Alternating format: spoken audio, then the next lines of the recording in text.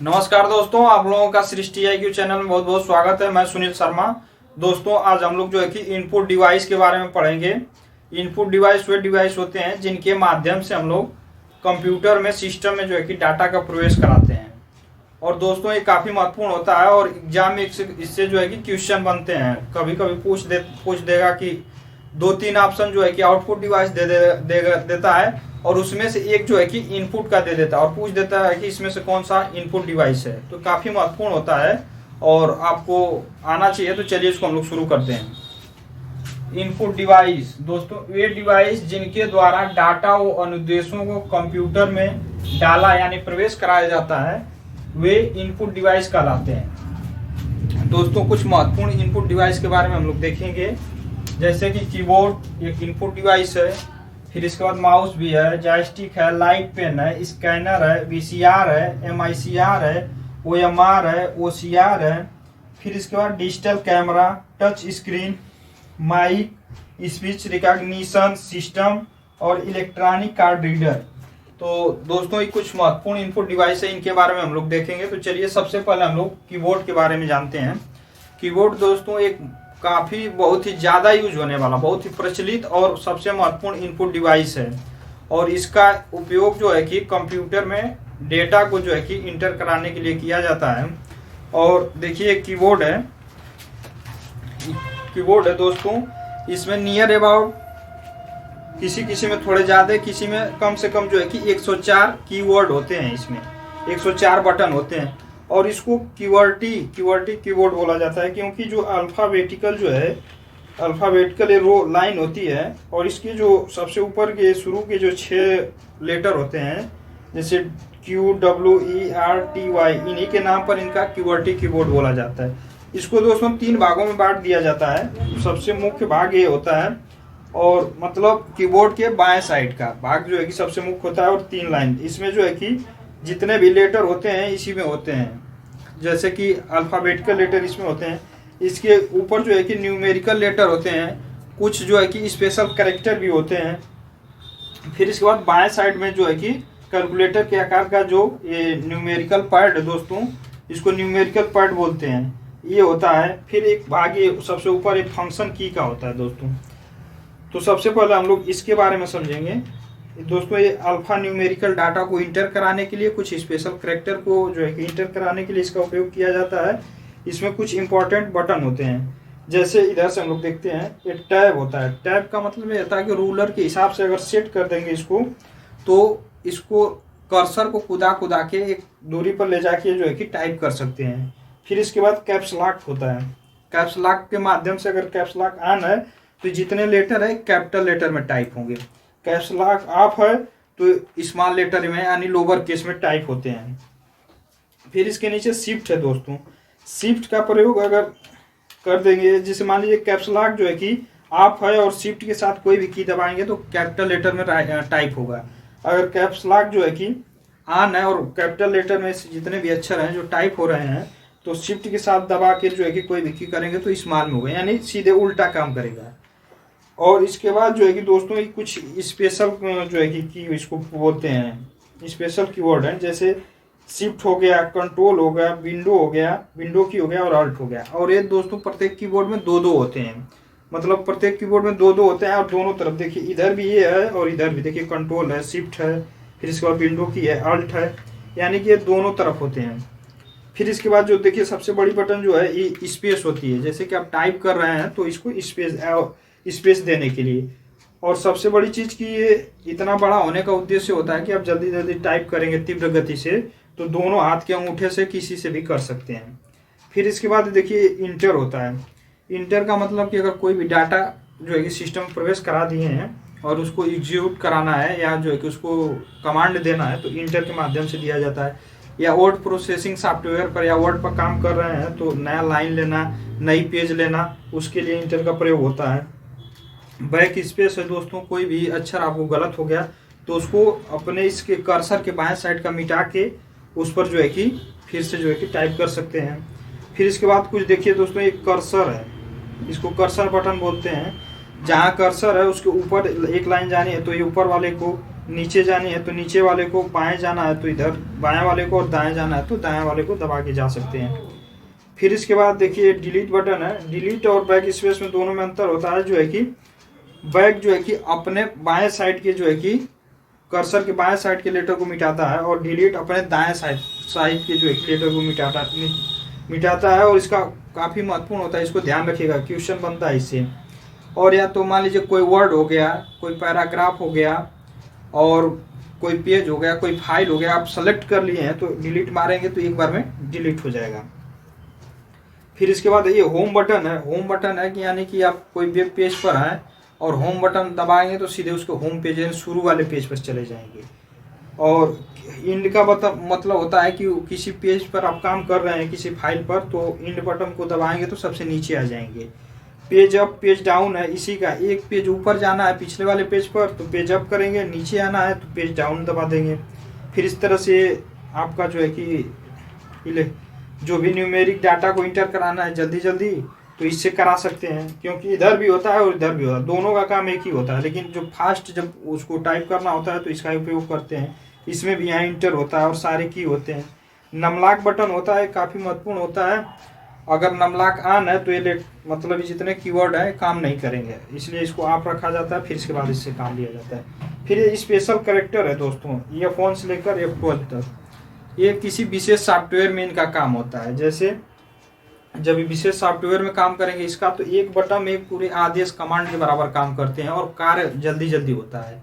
इनका use her जगह नहीं होता है, तो कुछ किसी स्पेशल सॉफ्टवेयर में इनका उपयोग होता है। तो इस तरह से दोस्तों एक कीबोर्ड का छोटा सा परिचय था। अगर इसको ढंग से पढ़ा जाए तो 2-3 घंटे की क्लास हो सकती है। तो कीबोर्ड काफ़ी इम्पोर्टेंट था और इसलिए हमने इसको बता दिया है। आगे हम लोग माउस के बारे में देखेंगे।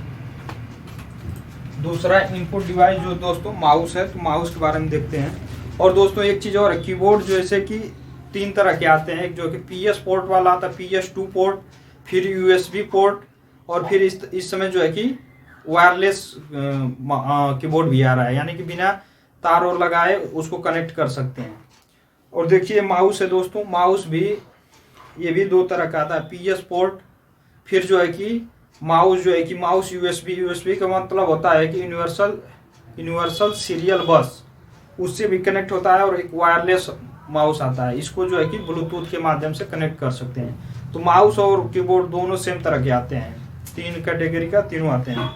माउस में दोस्तों देखिए माउस है, और माउस में 3 बटन होता है, यानी कि ये लेफ्ट बटन, ये राइट है, और इसको स्क्रॉल बटन, जो बीच मिड बटन होती है इसको स्क्रॉल बटन कहते हैं। और इसका यूज दोस्तों जैसे कि किसी फाइल को सिलेक्ट करना है तो लेफ्ट वाले से उस पर ले जाके क्लिक करेंगे तो हो जाएगा। फिर उसको ओपन करना है, एक्टिव करना है तो 2 बार कंटिन्यू डबल क्लिक करना पड़ेगा। फिर लेफ्ट वाले बटन का दोस्तों, इससे जो है कि हम लोग जैसे कि मान लीजिए उसको सेलेक्ट करना है या उसका डायलॉग बॉक्स खोलना है, मेनू बार खोलना है, इसका प्रॉपर्टी देखना है, तो हम लोग राइट वाले बटन से इसका यूज करते हैं। माउस को दोस्तों हम लोग जो है कि इसको पॉइंटिंग डिवाइस भी बोलते हैं, और ये काफ़ी इस समय प्रचलित इनपुट डिवाइस है और बहुत ही महत्वपूर्ण है, तो इसको आप लोग ध्यान रखिएगा। इसके माध्यम से जैसे GUI बेस यानी ग्राफिकल यूजर इंटरफेस का जब से विंडो आ गया है तब से इसका प्रचलन बहुत ज़्यादा बढ़ गया है। और इसका आविष्कार दोस्तों डगलस एंजल बर्ड ने किया था 1964 में, तो ये भी ध्यान रखिएगा, क्योंकि ये भी पूछता है कि माउस का आविष्कार किसने किया था, तो डगलस एंजल बर्ड 1964 में, ध्यान रखिएगा। अब अगला डिवाइस हम लोग देखेंगे दोस्तों, लाइट पेन। लाइट पेन दोस्तों ये भी एक इसमें प्रचलन में है और इनपुट डिवाइस है, और इसका प्रयोग हम लोग जैसे कि बार कोड रीडर के लिए भी करते हैं। फिर आगे हम लोग देखेंगे स्कैनर। स्कैनर आप लोग जानते होंगे, ये भी एक प्रचलित इनपुट डिवाइस है, और इसका प्रयोग हम लोग जैसे कि कोई भी डॉक्यूमेंट है उसको स्कैन कर लेना हो, आपको अपने मेल पर कहीं मेल भेजना हो या किसी के पास भेजना हो, उसको सेव करके रखना हो, तो इसके लिए करते हैं। और ये भी इम्पोर्टेंट डिवाइस है। फोटो भी स्कैन होता है इसी के माध्यम से, स्कैनर के माध्यम से, तो स्कैन भी एक इनपुट डिवाइस है। फिर अगला डिवाइस है BCR यानी बार कोड रीडर।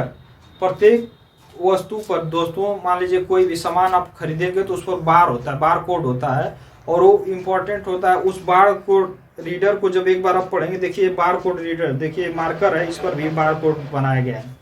तो बार कोड रीडर मशीन जब इसको रीड करती है तो ये बता देगी कि कब का बना है, कौन कंपनी बनाई है, और कब इसका जो है कि मैन्युफैक्चरिंग हो गया है, और कब इसकी एक्सपायरी है। तो ये सब चीज़ें जो है कि बार कोड रीडर के माध्यम से पता चल जाता है। तो आप लोग VCR का मतलब होता है, इसका फुल फॉर्म भी आप लोग याद रखिएगा, VCR का मतलब हो गया बार कोड रीडर, ये भी पता होना चाहिए आपको। फिर आगे चलते हैं हम लोग, MICR का मतलब होता है, इसका फुल फॉर्म हो गया मैग्नेटिक इंक कैरेक्टर रिकॉग्नाइजेशन भी बोल सकते हैं, आपको रीडर भी बोल सकते हैं इसको। तो MICR का full form magnetic ink character recognition पता होना चाहिए आपको, क्योंकि एग्जाम में इसका फुल फॉर्म भी कई बार पूछ चुका है। और इसका उपयोग दोस्तों बैंक में ड्राफ्ट को पढ़ने के लिए, चेक बुक के नीचे जो मैग्नेटिक इंक यानी मैग्नेटिक कलर की जो है कि मैग्नेट से जो नीचे अक्षर लेटर लिखा जाता है उसको रीड किया जाता है। तो आपको पता होना चाहिए कि MICR का उपयोग कहाँ होता है, बैंकों में ड्राफ्ट हो गया या चेकबुक हो गया, उनको पढ़ने के लिए किया जाता है। फिर आगे हम लोग चलते हैं दोस्तों, OMR का मतलब होता है, इसका full form optical mark reader. दोस्तों इसका उपयोग जैसे कि ऑप्टिकल यानी ऑप्शनल जितने क्वेश्चन पेपर होते हैं मल्टी चॉइस, जैसे कि आप लोग एग्जाम देते होंगे तो OMR मिलता है, तो उसको हम लोग गोला करते हैं, रंगते हैं। तो उसको पढ़ने के लिए उसी के माध्यम से वो काफ़ी जांची जाती है, तो उसको पढ़ने के लिए मशीन बनाई गई OMR यानी ऑप्टिकल मार्क रीडर। इसी के माध्यम से उसको पढ़ा जाता है, इस मशीन के माध्यम से, और इसके माध्यम से बहुत ही जल्दी समय में, मतलब बहुत ही कम समय में ज़्यादा से ज़्यादा कापियों को चेक करके उसका जो है कि रिजल्ट दे दिया जाता है। तो OMR मशीन का प्रयोग जो है कि ऑप्टिकल मार्क रीडर इसका फुल फॉर्म होता है, और OMR को पढ़ने के लिए, रीड करने के लिए, मार्क को, किसी विशेष चिन्ह को, इसका प्रयोग किया जाता है। फिर आगे देखेंगे हम लोग OCR का दोस्तों फुल फॉर्म होता है ऑप्टिकल कैरेक्टर रीडर। OCR का full form optical character reader.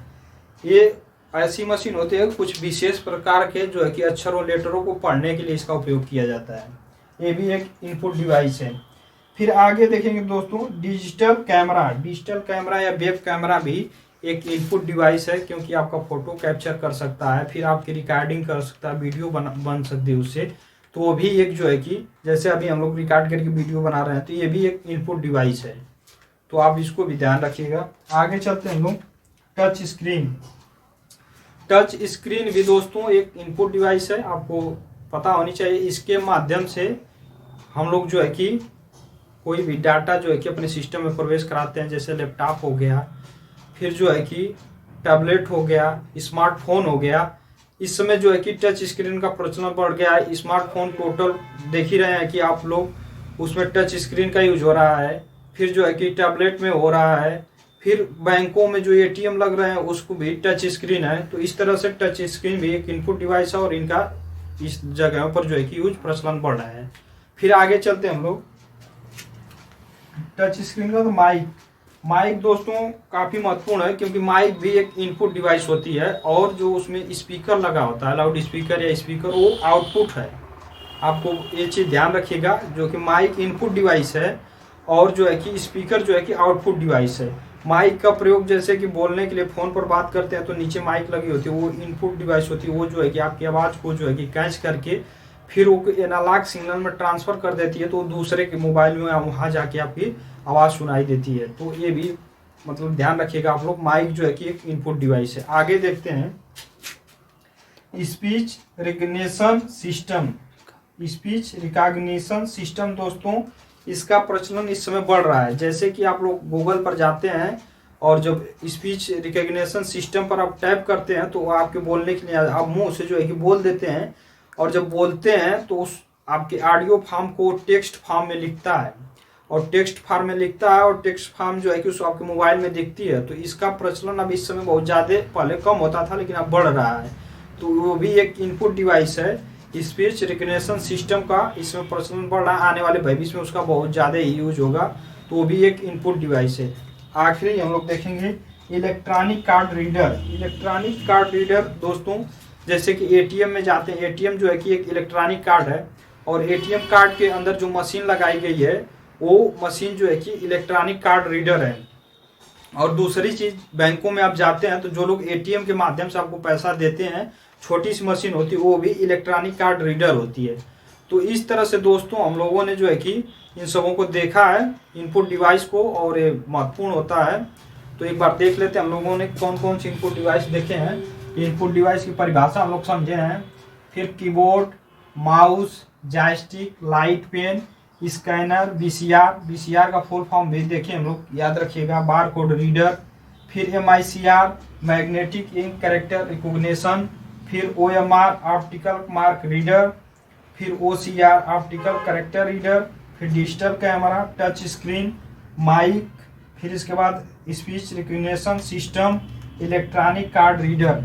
यानी 14 इनपुट डिवाइस देखें दोस्तों, और एग्जाम में इन्हीं में से आएगा, इससे बाहर कुछ नहीं आएगा। तो इसको आप लोग ध्यान से देखिएगा और एक दो बार देखिएगा तो आपको याद हो जाएगी। अगर वीडियो अच्छा लगी होगी तो इसको लाइक करिएगा दोस्तों, और चैनल पर नए होंगे तो सब्सक्राइब कर लीजिएगा। अगले वीडियो में हम लोग जो है कि आउटपुट डिवाइस के बारे में पढ़ेंगे। तब तक के लिए धन्यवाद।